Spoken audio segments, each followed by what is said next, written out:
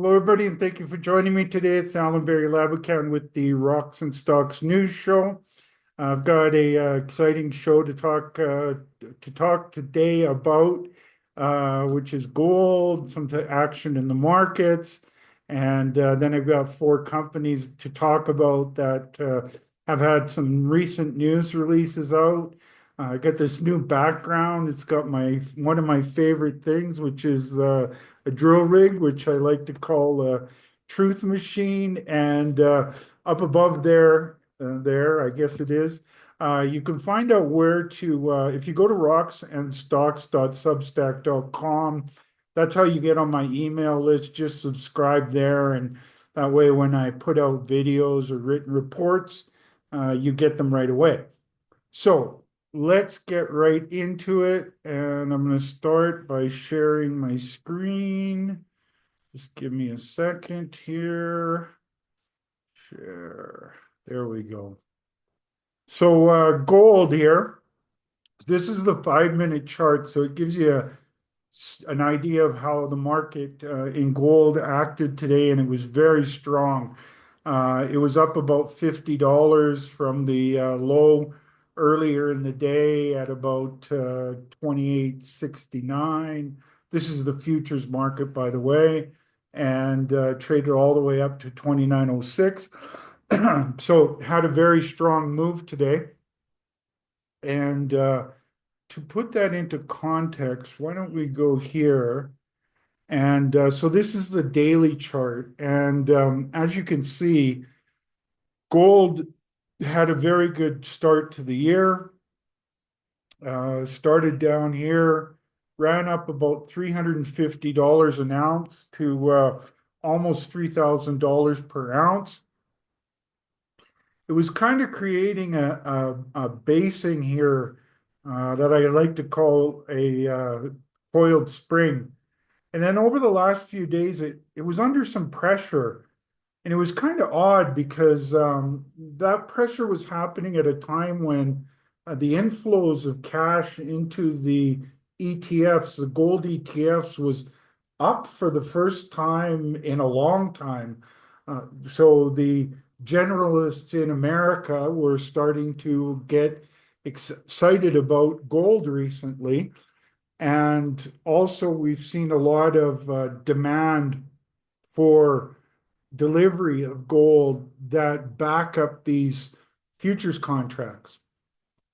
And that has been very unusual and was a key reason for this big move here in gold. And so over the last week or so, it had a few down days, but it came roaring back today. As I said, it was up over $50 at one point in time. And, whenever we see a pullback, and although this is a very mild pullback, I reevaluate the fundamental story as to what's bullish about about gold or any asset that I'm following or stock. And the key drivers have not changed at all. In fact, if anything, they're getting better.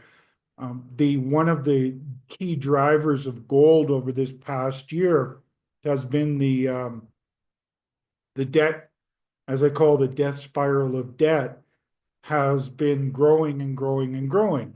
And just recently, too, I always say that politicians on the left and the right are the same. When it comes to spending, they love growing the debt.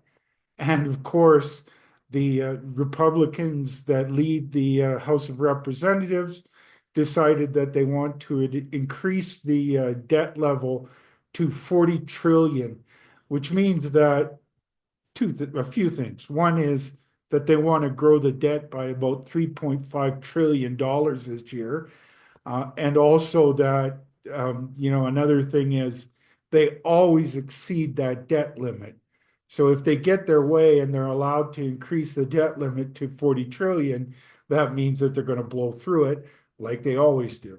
And so that is a main driver. Another driver is that the cost of servicing the debt is unsustainable. It's now over a trillion, well over a trillion. per year. It's making up a good chunk of about 20% of what comes in from taxes. And that in itself says why it's unsustainable. Other factors that are very bullish for gold is that, well, one of the greatest bullish factors for gold is stagflation. And with the tariff talks, the mass deportations, these have an immediate effect on the economy and on inflation.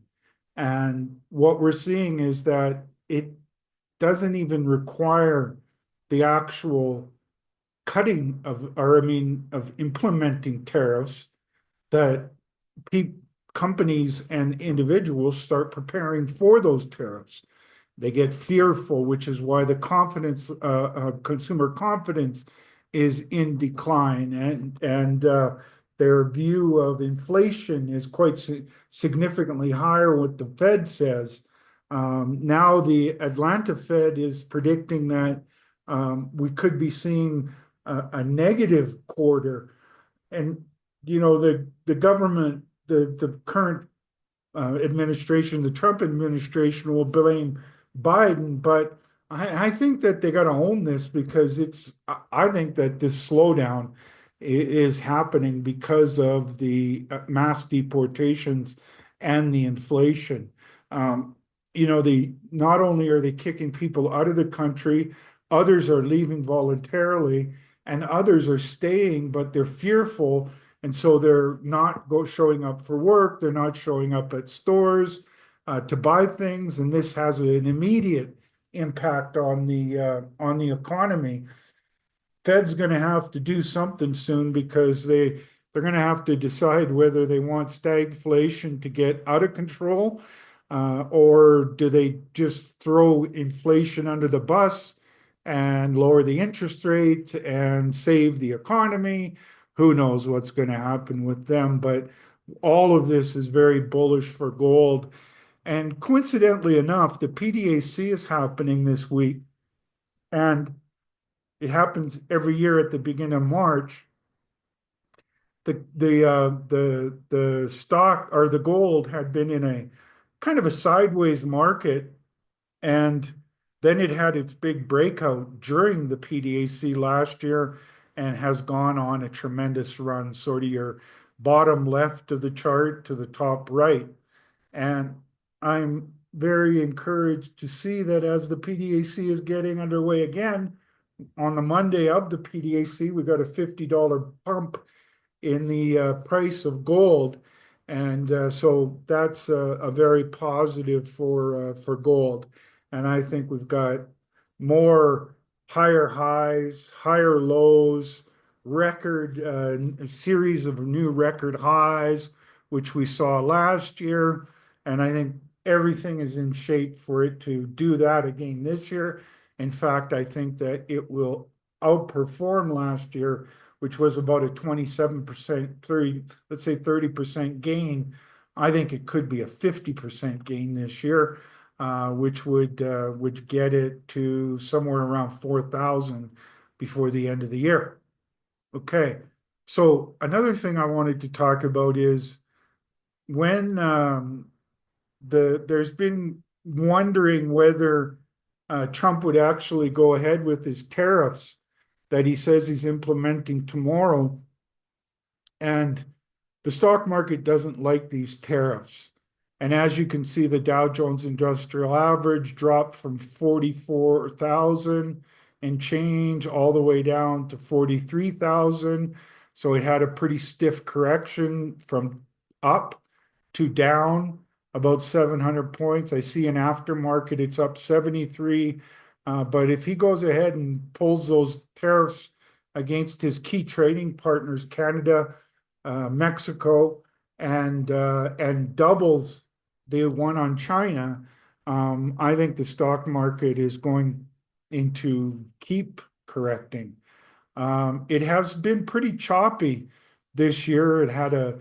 Came into the year down, rallied, down again, and a lot of this is coincident with and you're seeing the same thing in Standard and Poor's 500 is a little less swingy. Actually, it's got a downward bias. Nasdaq showing the same thing.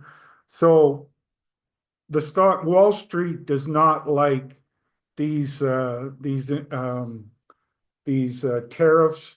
And I don't think it's a very good idea because it actually, if he goes ahead and implements them, as Trump has campaigned he's going to, and even though he's backed down a few times already, I don't think Wall Street's going to be too happy with Mr. Trump.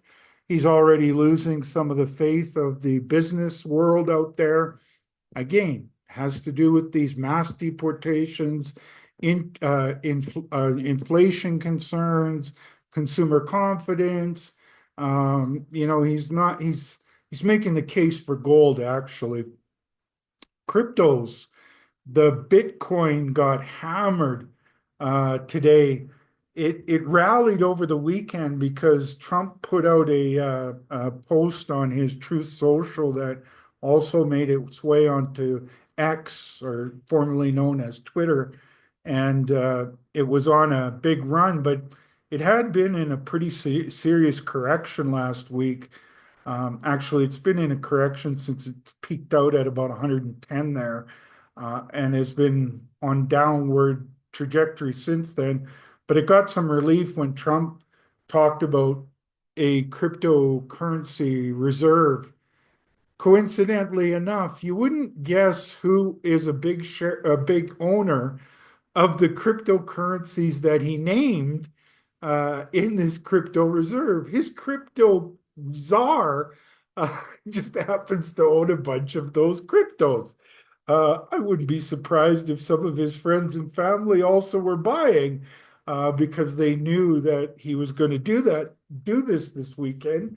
And but the rally fizzled out quickly, and I think part of that is that, why would you buy? Why would you have a Bitcoin reserve when it's trading near its all-time highs? I mean, that's the classic buy on the high, and then what do you can't sell it on the low either. So they'll be stuck in a declining asset. I just think this whole crypto reserve thing is crazy. Why put a reserve of crypto when you need things like gold and oil and copper and silver and other metals? Why not have a reserve in that? Because there's a use for that. There's no use for Bitcoin other than to speculate on its ups and down swings. It really has no use case. So that's my Bitcoin rant for today. Let's get into before we get into let's get into, I just want to have another quick look at gold there. Down a little bit in after hours trading, but I think this is a coiling type base here, ready for another blast off. We saw one of those bases right about here, and then we had a big run. Here's another one, big run. Here's another one, big run. Here's another one. This was a significant basing, and it really got things off to a great start for gold in 2024. And coincidentally, it's happening about the same time this year at the PDAC. Alrighty, so Borealis, actually, all the companies I'm talking about today, Rob McEwen is a significant shareholder in all four of them. So just wanted to get that out of the way. Rob's a really sharp investor. He's made a lot of his wealth from the mining business and investing in mining stocks. Borealis, he owns about 15, almost 16% of. And they had a drill result news release out today, 4.48 grams per ton gold over 30 meters. Included in that was 15.16 grams per ton of gold over 6 meters in oxides. Now, folks, most open pit oxide gold mines these days are mining at well under a gram, half a gramish. And to see these kind of grades in an oxide deposit right at the surface is pretty exciting. 30 meters, 4.48 grams per ton of gold, 20 grams of silver, uh, 6.1 of 15.6 grams of gold. Another had 25.9 meters of 0.67 grams per ton of gold. This would make for, a lot of gold, silver, or open pit mines are mining even less than this. It also had 81 grams of silver, so a couple ounces of silver, 7.6 meters of gram and change, plus 100 grams of silver, 21 meters of 0.58 and of gold, and 14 grams of silver, and a subinterval in there of 6.1 grams or 6.1 meters of a gram. Even anything over a half a gram these days in Nevada oxide. That's what you want to see, folks. Um, so there's the highlight holes. I wanted to go down. So this map shows you where their mine complex is. They've got an ADR plant, they've got a tailings, they've got a stockpile, a leach pad.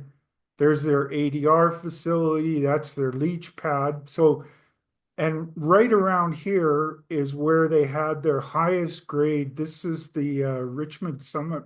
Oh, I always get this wrong. This was their highest grade pit, historical pit. This was mined in the past by a major and then a junior. The junior went bust, and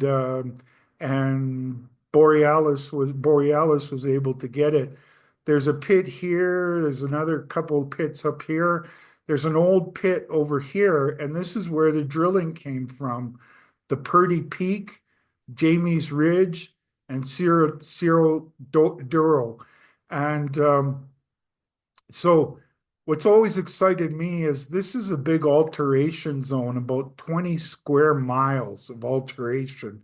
Alteration is really important because when the fluids that carry gold come and meet the country rock, they chemically alter that. So that's a good footprint of where to look for more mineralization. So that's what they've been doing over here on the west side of the claims. And this shows you where they drilled the holes. This is what I wanted to show you. So this was the small little pit that was mined in the past.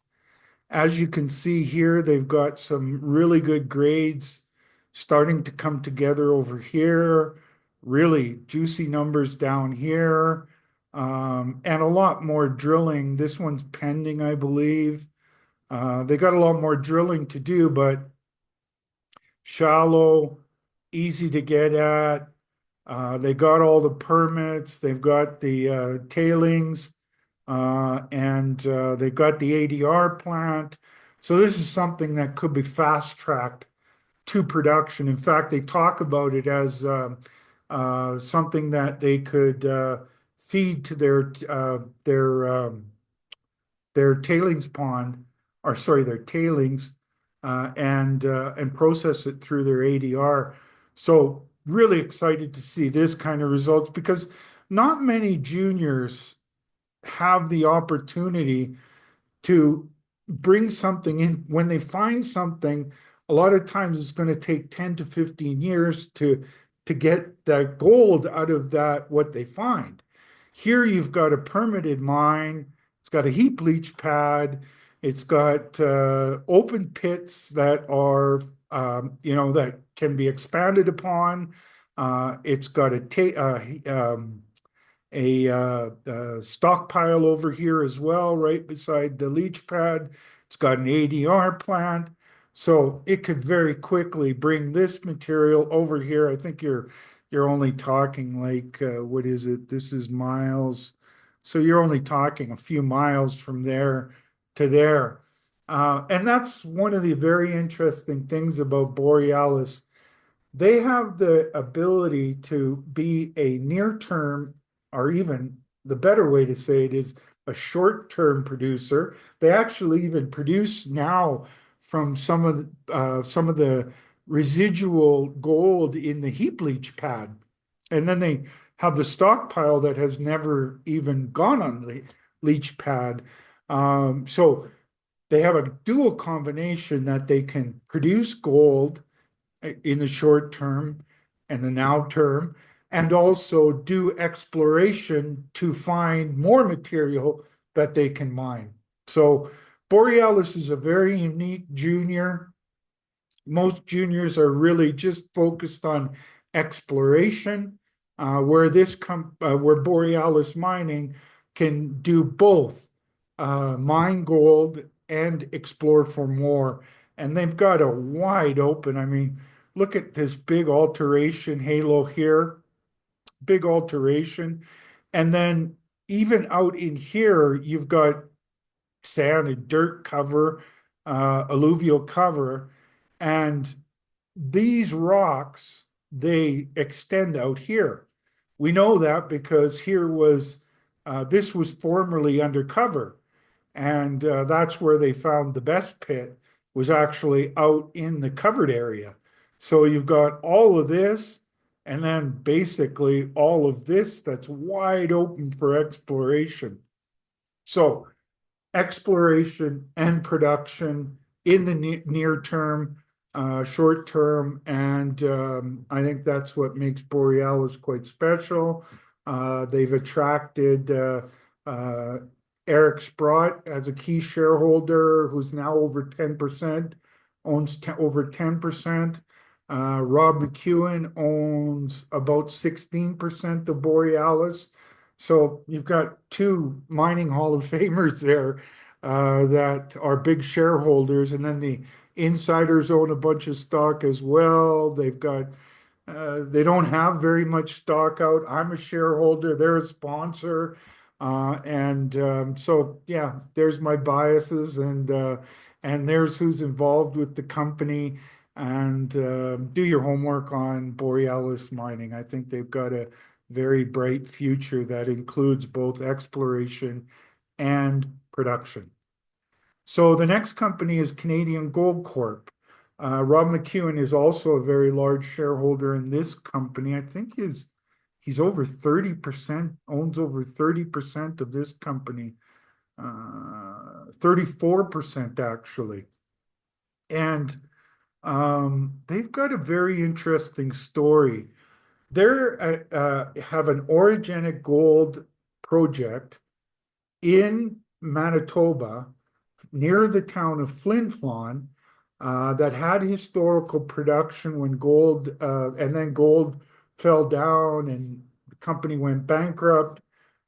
Canadian Gold Corp got their hands on it, and they've been drilling and finding very high grade gold.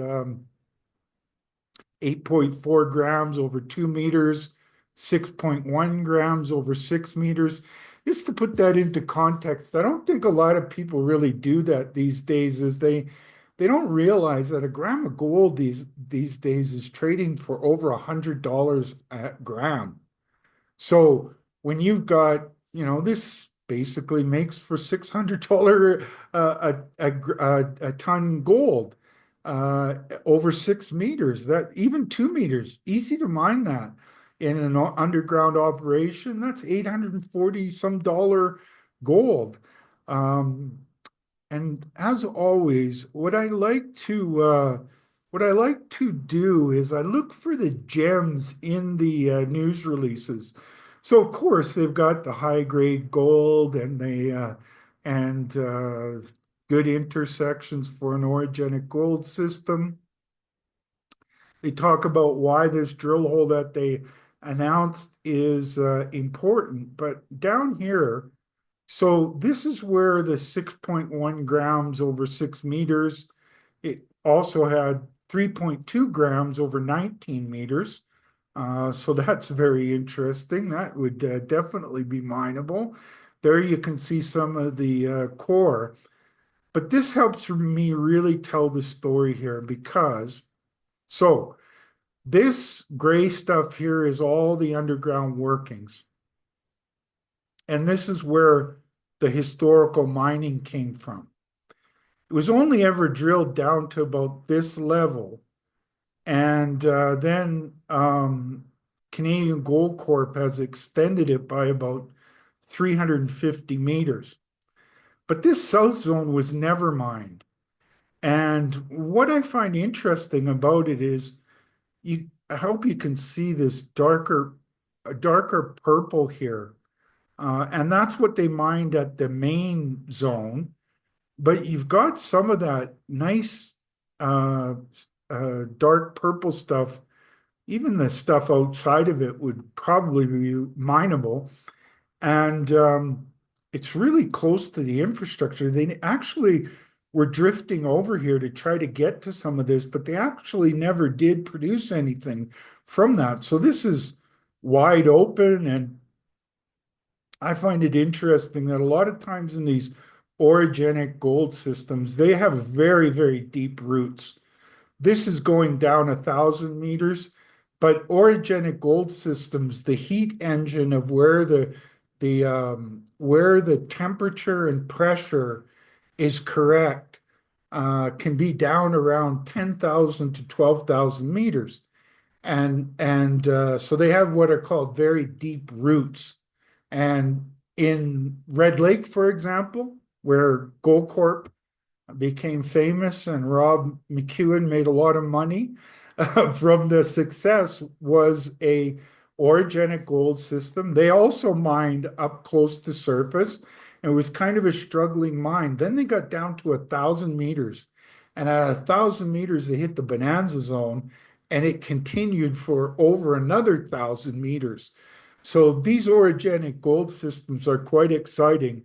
I quite impressed with the continuity of this main zone, and now they've got the potential to uh, extend the south zone, which they did by around 170 meters along strike, and I'm guessing about 100 plus meters in depth is where this represents where they hit the gold system. So, yeah, this is a good extension of the south zone. So more development here. This could be what brings the project back into production.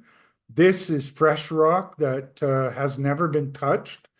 Now you've got extensions of it. But here is a little bit of a sneaky little thing you want to pay attention to. Right here, 8.4 grams per ton of gold over 2 meters. And you'll notice that that intersection is got to be about 150, 200 meters from the south zone. You notice how the main zone is going in this direction, the south zone is going in this direction, so they're parallel to each other. And it looks like they've now found a new parallel hit that could be another emerging zone on its own. So I'm really quite excited about this project. I think that Canadian Gold Corp has a project that will be put back into production. It's an orogenic gold system. I love orogenic gold systems because they're high grade and they're really cash machines when you start producing from them. And I think they've got a great project in Manitoba. The other thing about Manitoba is that it has very low cost energy there. It's close to Flin Flon, so they can get water. Infrastructure is all there. So yeah, this is a pretty exciting project that doesn't have a lot of people's attention, but it does have Rob McEwen's attention, and that has a way of getting my attention. So there you go. That's the news from Canadian Gold Corp. Next up is Goliath Resources. I'm a shareholder of Goliath Resources, as is Rob McEwen. He has invested around $1 million 3 times into this company. has an average of about 80 cents. So he recognized this early, and then recently, his company, McEwen Mining, who I'm going to talk about next, their drill results, has made a strategic investment into Goliath as well. So let's get up to the top here, and we'll start going through some of these news. So they announced that Goliath hit 9.39 grams per ton of gold over 10 meters. Again, folks, when I look at these results, I always try to figure out what is the rock value? What is the value of the rock? And with gold over $100 a gram, this is pretty valuable rock. It's over 10 meters. You can mine down to 1.5 meters, 2 meters. So, 10 meters of that kind of grade is really exciting. And they've got a bunch of these. So they updated their model, so they had 8 veins before. Now they added four. So they've got 12 of those. And I'm going to talk about the dimensions a little bit of where they found the gold. Let's first talk about multiple stacked layers, often in one drill hole. So what that means is you can be drilling from up here. I hope you can see my little pointer there. And you drill through here and you can hit 4 zones with one drill hole. That brings down your cost of finding gold because you're not going back up and drilling 4 different holes to get into the mineralization. Yeah, within 7.33 grams over 13 meters, this is very valuable rock. And it's wide open in all the different directions. Here is something that really, I think investors should really pay attention to this model. So what you can see here are the different veins inside of this overall zone. So you've got some that are coming down in this direction. The green one, the orange, yellow, this bluish colored one. And then down here, you've got another one that's going in this direction. So all of these are going in the same direction. These are I call them the sherbet veins or lodes, if you will, zones. And then you've got over here, they've had like recently they had 132 grams over 10 meters in this area here where these veins are coming together. But what's interesting is that these veins, the purple ones, are coming in the opposite direction. These guys are going over here to the west and the south. Same with this one, same with these, same with these. But these are going to the east. And you've got the purple one and the blue one. This blue one, they originally thought that this was what's called the bonanza zone, if you will. And they have now modeled this as a separate new zone. And it had like 64 grams over in the past drilling, and then it hit some more. This is when I look at a model like this, what I see is Pogo Mine in Alaska. Pogo had a series of stacked veins. It had a lot of free gold, and free gold is basically, it's not contained inside of other minerals. It's sitting in the quartz. So you crush the quartz and the gold is free milling from there. And that makes for very low cost and high recoveries. Just with gravity alone. So you crush it up, you put it into a cyclone, and you get gold out of that. 50% of the gold comes out with that way.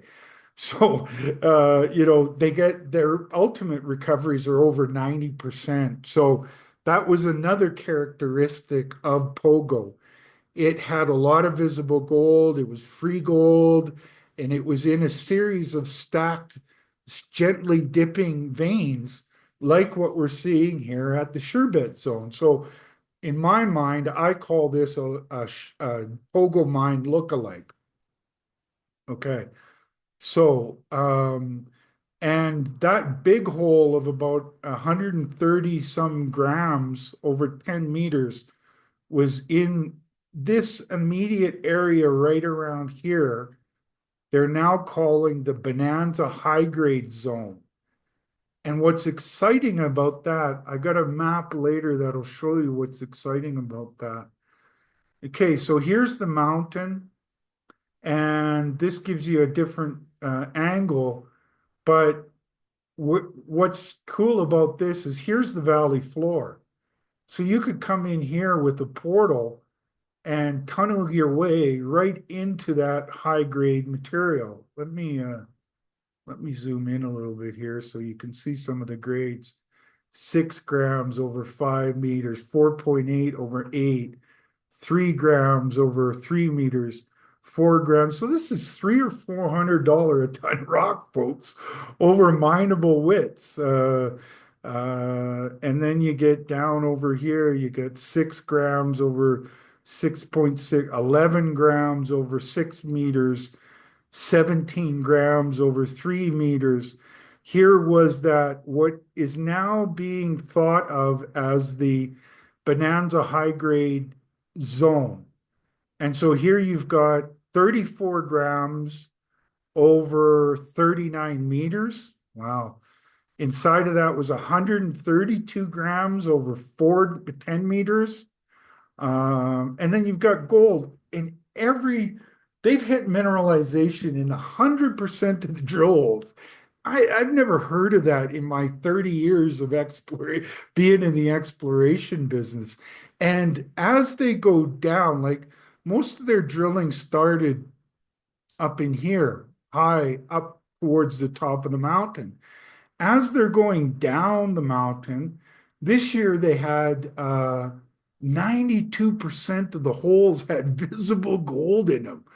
That is just off the charts, folks. You really only see that in kind of orogenic gold systems.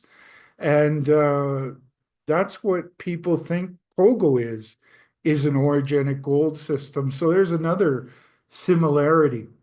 What's also interesting is that I'm gonna, so this is another angle where you can see the zones, how these ones are all coming down in this direction. And then you've got another series that are coming in this direction.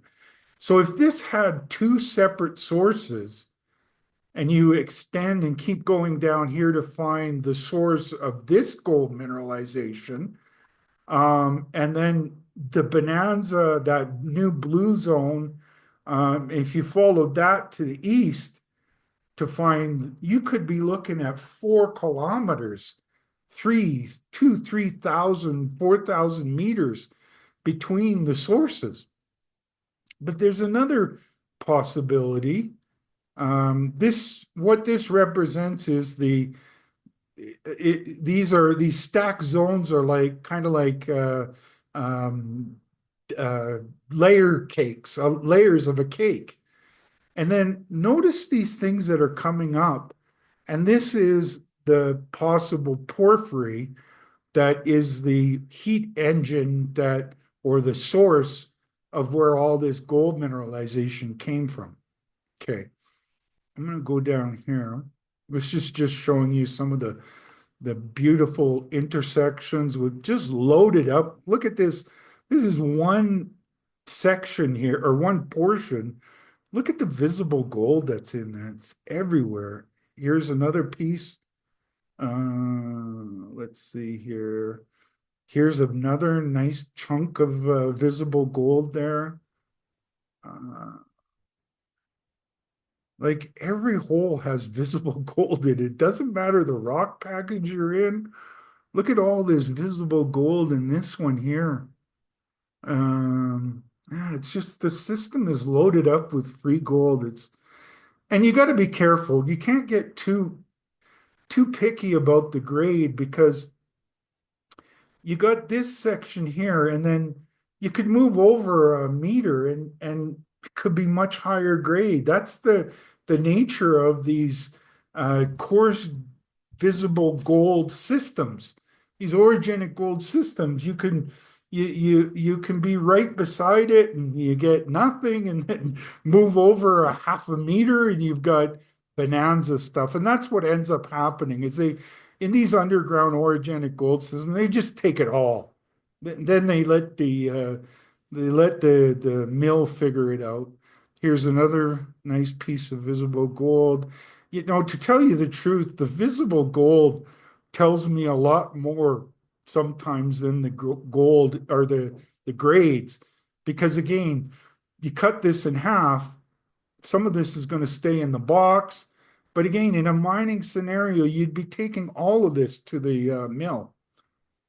All right, now look at some more beautiful, nice, chunky, visible gold there. Oh, this is interesting because this is, oh no, this is still sherbet. But they've also got this reduced intrusion that also has visible gold in it. And if you've been following the sherbet store or the Snowline gold story, that's what it is. It's a reduced intrusion related gold system. Uh, Look at every hole, visible gold, visible gold everywhere. It's just quite remarkable. I just have never seen so much visible gold. 92% of the holes had visible gold. Some of it was abundant visible gold. Some of it was coarse grain visible gold. Some of it was abundant fine grain visible gold. And here, you just look at this. Every hole, just read gold, gold, gold, gold, whopper. Here's one hole that hit one, two, three, four, five different zones all in one drill hole.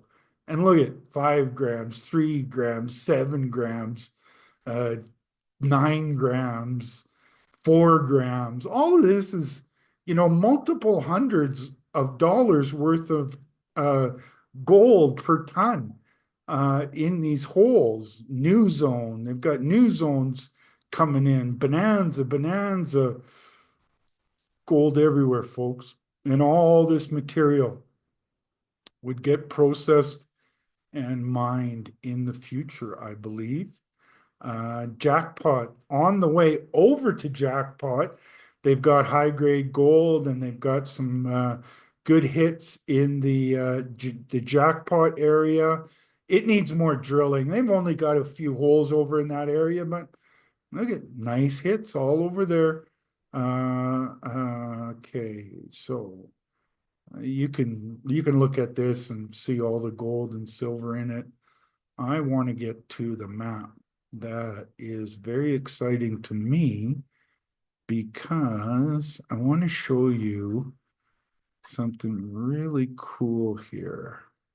Oh, this is Treasure Island.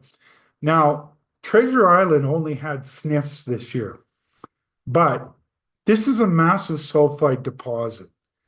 And I know that they're going to do some geophysics. They know that there's copper and gold in this system, and in the surface sampling, it came back with very high grades. But now pinpointing where that is, the beauty of VMS systems is that those massive sulfides are picked up nicely with geophysics. So at the beginning of this season, or the 2025 drilling season, they're going to do a geophysical survey around Treasure Island.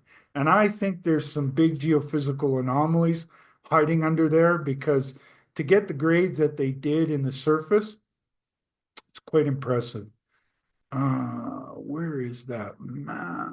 I'm looking for, maybe I already went past it. Let me see. Sometimes it's down in, no. I'm going to go quickly to their corporate presentation because I think it has the map I'm looking for. Just bear with me for a second here, folks. I'm going to scroll back up. Let's see. Let's make it faster. I'll just zoom up like this.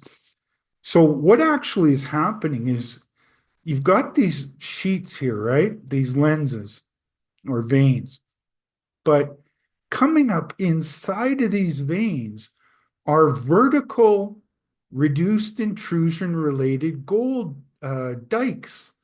And they've got visible gold and high grade in that as well.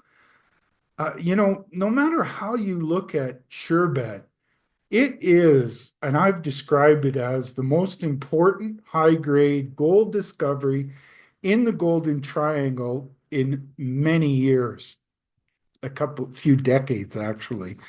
And I think that you're going to see corporates taking an interest in this, majors. When I say corporates, I mean major mining companies. If they're not following this, they're dropping the ball because these kind of systems just do not come around very often. The last one like this was Pogo. I think they found that in the 1980s. And there hasn't been a Pogo lookalike since then. And that's what I think Sherbet is. All right. Now I'm going to switch over to McEwen Mining. Rob McEwen is the big shareholder here, and I think that he calls himself the chief shareholder. And they had some really interesting results out as well. Let's take a look here. All right. So this is results from late 2024 drilling and early 2025. They're doing a 68,000 meter drill program on the Fox complex. This is in Ontario. And this is some of the hits that they had: 17 grams of gold over 8 meters. Boy, that's some really valuable rock there. If you do the 100 gram, the $100 per gram calculation, that's some pretty sweet looking numbers there. They also had from the 2025 12.9 grams of gold over 4.3 meters, 15 grams of gold over 2.7 meters. Late or early this year, they had on February 4th, they put out their updated resource estimate at Grey Fox, which is part of the Fox complex, had pretty much 2 million ounces of gold with an average grade of 3.3 grams per ton of gold with a cutoff grade of 1.6. So why that matters is 1.6 is basically you have to calculate the estimated cost to get the gold out. So that's about the estimate of what it would cost you to get out. So you've got another 1.6 grams, so almost, well, over $150 a ton rock there in profit. That's a pretty exciting scenario. Of course, they have to do the economic evaluations. They've done some PEAs, but not on this entire resource. But that was a highlight. Uh, the Whiskey Jack zone, I'm going to show you that later. This is really exciting because it's their thickest average true width of 5 to 7 meters and their highest grade, which is 5.7 grams per ton of gold. So it's well above the average grade of the resource and well above the cutoff grade. Rob did a quote here, and he talks about how when he was leading Gold Corp, what transformed that mine from a struggling mine into a huge success was when they did their exploration drilling deeper. And he even says that it was not the accepted geological model at the time. And they found the Bonanza grade portion of the system, and it was a company maker for Gold Corp. And he talks about how Fox Complex is, I believe that Fox Complex is their future on their gold mining operations. Talks about why he's bullish on gold. Okay, so let's get down to brass tacks here. We got some good images. This Porcupine Destor fault is really important because this is part of the Abitibi region, and the Abitibi is the home of about 110 million ounces of gold production, and a lot of that came from deposits along this Porcupine-Destor fault. And these volcanic rocks in here are the right age of what you're looking for. Okay. Black Fox is an orogenic gold mine up here. As you can see, it's in these purple rocks and really right sandwiched in between the Porcupine-Destor fault and the A1 fault. So these secondary faults are very important in orogenic gold systems as well. So you've got the big fault here, a secondary fault here, cross-cutting faults here.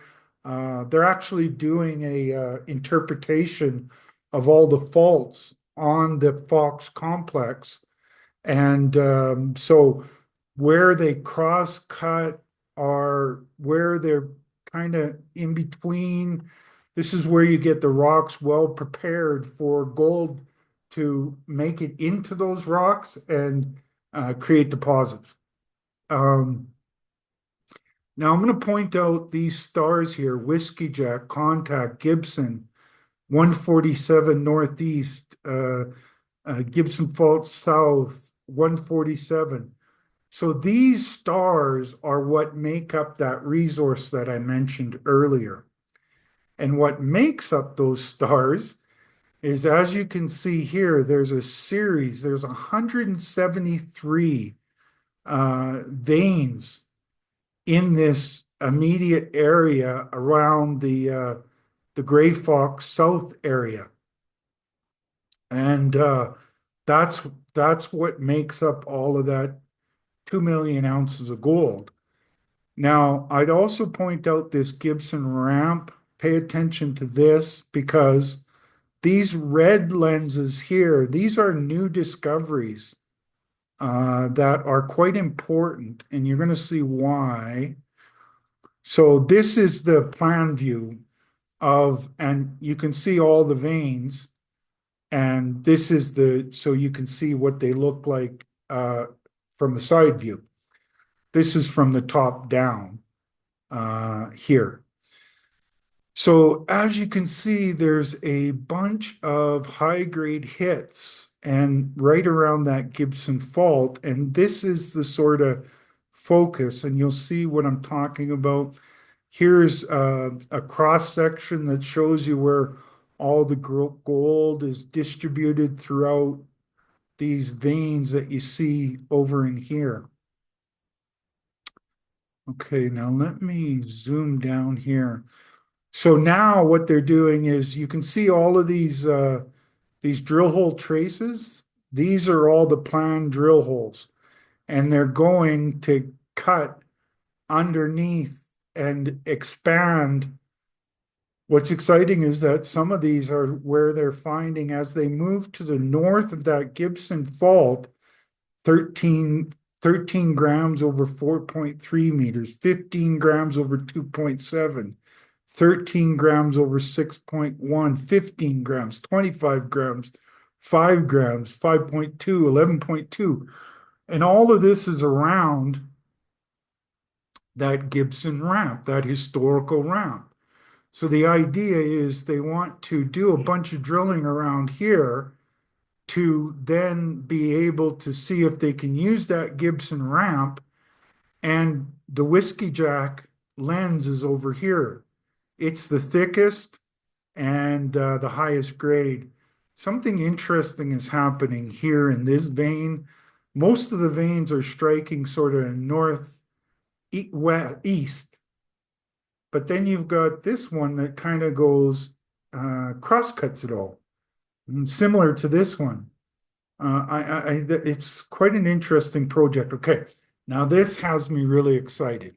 So what you've got here is the Gray Fox horizon and the Black Fox horizon. Now, the Black Fox, remember the Porcupine-Destor fault? It's represented by this checkered, this hatched black line. And the A1 fault is this hatch line. So on the over here, you've got epithermal veins. That's what all of these are. That's what all of these are, epithermal. Although some of them could be orogenic as well. But over here, this is on the side where you would be looking for orogenic because of the age of the rocks. It is your classic target for an orogenic gold system. And here on this side, they've hit a bunch of hits in the 5 to 10 gram per ton. They've also got some 10 grammers plus. I think there's a hole up here somewhere, maybe over here. It's actually about 35 grams. And it's spread out on the, let's say, east side of that A1 fault in the orogenic aged rocks. Actually, you can see what I'm talking about over here. So here you've got your epithermal in the yellow, and red is where you're looking for orogenic. And you've got an orogenic gold mine up here at Black Fox. And so this is going to be an area that I think emerges as a as an orogenic gold discovery that you keep following them because they've got very high grade that goes on for very deep sections. Okay, so now where some of their new holes are going, this gray line here is that A1 fault that you can see here. All right. So as you scroll down here, they've got some beautiful geophysical anomalies that are pretty close to that A1 fault. And the plan is to drill from this way, heading back towards, I think I got that right. No, I don't. This would be the head. This would be the where you start the hole. This would be where you end the hole. These are your drill hole traces. So, and here you can see sort of the dividing line. On this side of the fault, you've got all those veins. On this side of the fault, you've got an emerging orogenic gold discovery starting to come in here that looks quite exciting. And so they're increasing their resource. They increased it to 2 million ounces. Out of all these veins, they're finding new stuff. They're doing 69,000 meters of drilling. They're getting nice high grades in that drilling. And just keep staying tuned because I think they'll have a lot of drill results because they're doing 68,000 meters of drilling. All right. Now I'm going to stop share and tell you, as always, my shows are for information purposes only. It's important for you to do your homework before making any investment decisions. I'm just here to help you do your homework and give you some ideas about what to look for. As you can see there, how do I do this? Like that. You can see where you can sign up for my Rocks and Stocks .substack.com, where you can get all of my reports, written or video. You can also, if you aren't watching this on YouTube, which you obviously are, make sure to hit that subscribe button and give us some thumbs up for the video. It helps them to get found by other investors. So there you have the show, folks. Have a great day, and we'll talk to you soon.